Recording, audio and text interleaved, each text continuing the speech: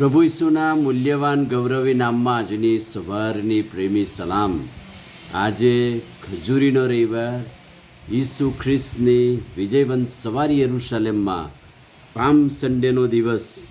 માથેની સુવાર્તા 21મો અધ્યાય પ્રથમ વચનથી આપણે જોઈએ છીએ કે પ્રભુ ઈસુ ખ્રિસ્ત યરૂશાલેમમાં શિષ્યો સાથે ટોળા સાથે પ્રવેશ પામે છે.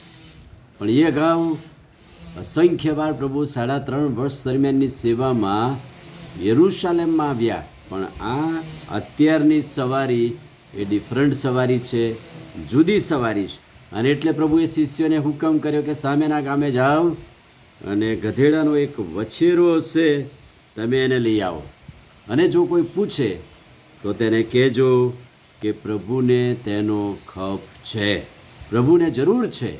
અને આ સિવાય અસંખ્ય વાર પ્રભુને 3.5 વર્ષની સેવામાં જરૂર પડી, ખપ પડ્યો અને લોકોએ સમયસર એ ખપ પૂરો પાડ્યો અને પ્રભુએ પોતાનો મહિમા પ્રગટ કર્યો. અને એટલે અહીંયા પ્રભુને જરૂર હતી કે યરૂશાલેમની વિજયવંત સવારીમાં કોઈ ગધેડાના વછેરા પર સવાર થાય અને શિષ્યો એની સાથે જોડાય અને યરૂશાલેમમાં એક વિજયવંત સવારી થાય. અને એટલે અહીંયા મુખ્ય કલમ છે, કોઈ કહે તો કહેજો કે પ્રભુને તેનો ખપ છે.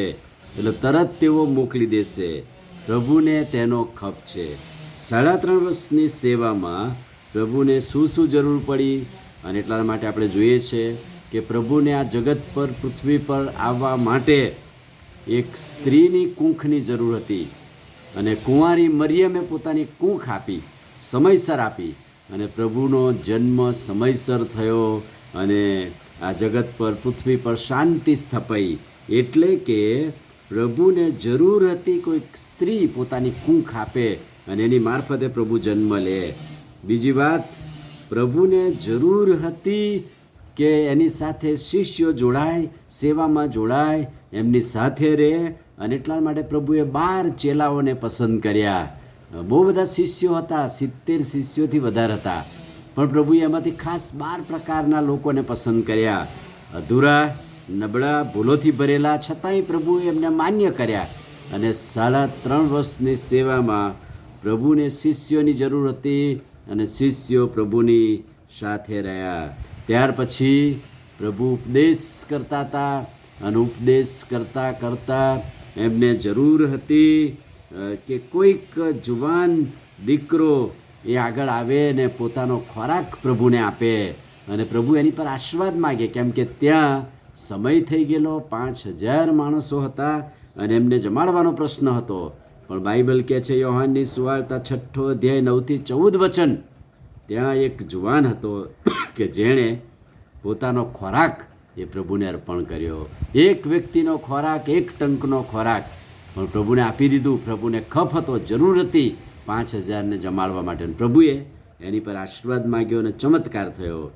ખ્રિસ્તને જરૂર હતી જ્યારે વધસ્તંભ ઊંચકીને જતા હતા અને પડી ગયા, ત્યારે સમયસર કોઈ વ્યક્તિ આવે અને એમનો વધસ્તંભ, એમનો ભાર ઉચકે.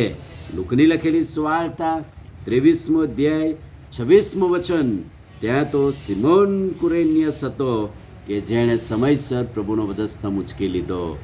પરિણામે પ્રભુએ અલેક્સાન્ડર અને રૂફસ નામના 2 દીકરાઓ આપ્યા કે જે શરૂઆતની મંડળીના સ્તંભ બન્યા. અંત સમયે પ્રભુનું મૃત્યુ થયું અને જરૂર હતી કે ઈસુનું શબ કોઈ ઉતારે, એમને માન સહિત દફનવિધિ કરવામાં આવે.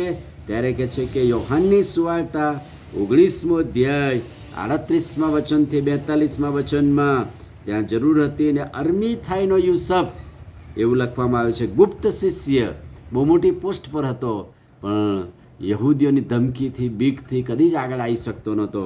પણ અહીંયા પ્રભુના મરણથી એણે હિંમત કરી, પ્રભુને જોયા અને સમયસર પિલાત પાસે ગયો, ઈસુનું શબ માગ્યું.